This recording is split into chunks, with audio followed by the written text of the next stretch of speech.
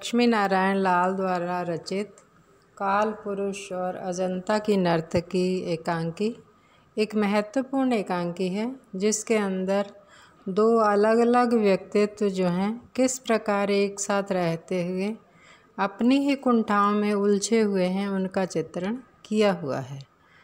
यहाँ पर मुख्य पात्रों के रूप में अनूप और प्रभा पति पत्नी के रूप में सामने आते हैं।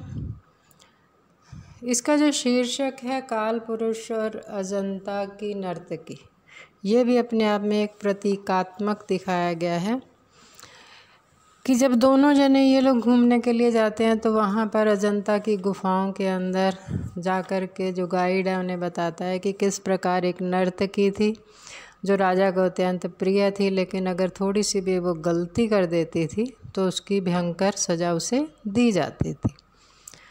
तो अनूप जो है वो प्रभा को हमेशा अजंता की नर्तकी कहता है, क्योंकि प्रभा बहुत सुंदर है, गुणों से संपन्न है, लेकिन जब उसका बार बार अजंता की नर्तकी कहना उसे कई बार अच्छा भी नहीं लगता, लेकिन फिर भी वो उन सभी बातों को देखती समझती रहती है।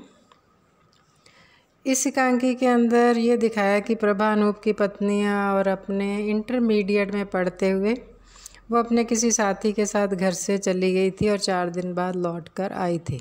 जब उसका विवाह होता है तो अनूप को उसके बारे में पता होता है, लेकिन वो उसके गुणों का, उसके सौंदर्य का कायल है, तो वो ऐसी बातों पर ध्यान नहीं देता है। लेकिन बीच बीच में क्या है कि जब कभी वो उदास बैठा होता है तो वो बार बार एक ही बात जो है दोहराता है कि उसे का जो अतीत है वो उसका पीछा नहीं छोड़ रहा है।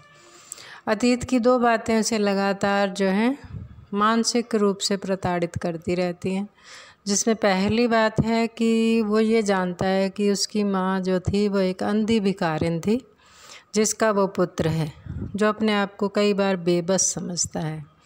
आज पढ़ लिख कर वो एक अच्छे ओहदे पर कार्य कर रहा है, लेकिन फिर भी उसके मन के अंदर अपने अतीत को लेकर के एक परेशानी या एक कुंठा बनी रहती है। और दूसरी जो उसके मन के अंदर एक कुंठा है, वो ये जानता है कि उसकी पत्नी जो है उससे विवाह से पूर्व एक बार अपने किसी चाहने वाले के साथ घर से चली गई थी, लेकिन वो इन बातों का जिक्र अपनी पत्नी के सामने कभी भी नहीं करता। दूसरी ओर जो प्रभा है वो सारी बातें जो हैं सत्य के रूप में जानना और कहना चाहती है।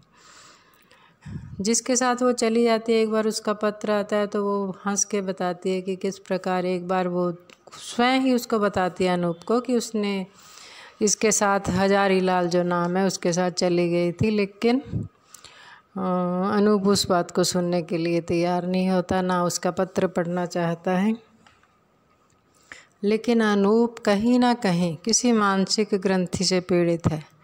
वो अपने मित्र, एक दिन उसके घर पे अपने मित्र को बुलाता है जिसका नाम मुनि है। जब वो घर में आता है और वो उसके घर में 2-3 दिन रहता है और उनकी बातों को प्रभा जो है वो सुन लेती है, तो उसे पता चलता है कि जो वास्तव में मुनि बन कर के आया है वो मुनि नहीं है, अपितु वो वही व्यक्ति है जिसके साथ वो एक बार इंटरमीडिएट में जब वो पढ़ती थी तब चली गई थी। अब यहाँ पर क्या है कि वो व्यक्ति तो चला जाता है, लेकिन यहाँ पर पीछे अपने कुछ सवाल छोड़ जाता है। प्रभा को ये लगता है कि उसको घर पे बुलाना जो है वो अच्छी बात नहीं है, क्योंकि उसने ये कहते हुए सुन लिया था कि जो मुनि बन कर के आए वो कहता है कि अच्छा है तुमने इससे शादी कर ली और मैं एक तरह से अपने आप को मुक्त महसूस करता हूँ। तो अनूप जो है वो इन सारी बातों को प्रभा को समझाने की चेष्टा करता है कि नहीं, उसने ऐसा कुछ नहीं किया है, लेकिन प्रभा का ये मानना है कि उसके जीवन में जो कुछ घटित हुआ, चाहे वो गलत हो या सही हो, उसे मैंने स्वीकार किया है, तो तुम्हें भी उस बातों को स्वीकार करना चाहिए। वो स्वयं स्वीकार करती है कि गलती हुई है, लेकिन मैं किसी असत्य उसमें नहीं रहती, मैं सत्य का पक्ष लेती हूँ। लेकिन मैं इस बात को भी उचित नहीं मानती कि तुम इस प्रकार से अंतर्द्वंद के अंदर जो है वो जी रहे हो, जो दो टुकड़ों में बटा हुआ है। बाहर से दिखाने के लिए तुम कुछ और दिखाई देते हो, जबकि तुम्हारे अंदर क्या चल रहा है।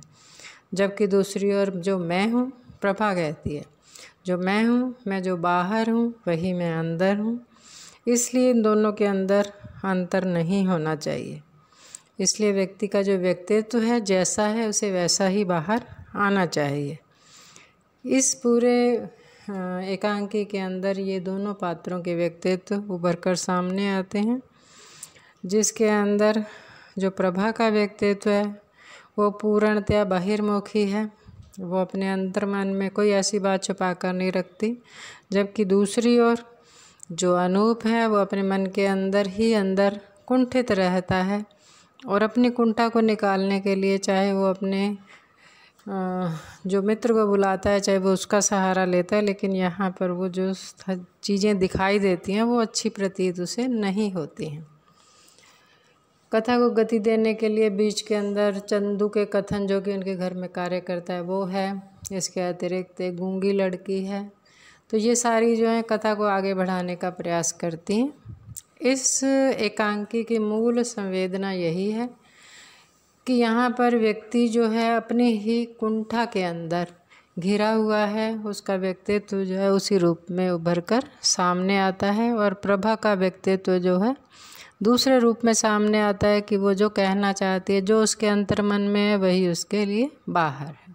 यही इस एकांकी की जो है मूल संवेदना है।